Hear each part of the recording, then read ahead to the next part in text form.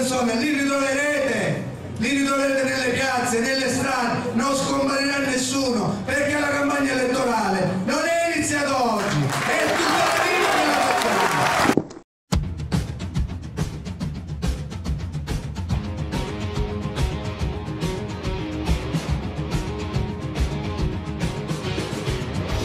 Perché i pezzi di merda sono pezzi di merda.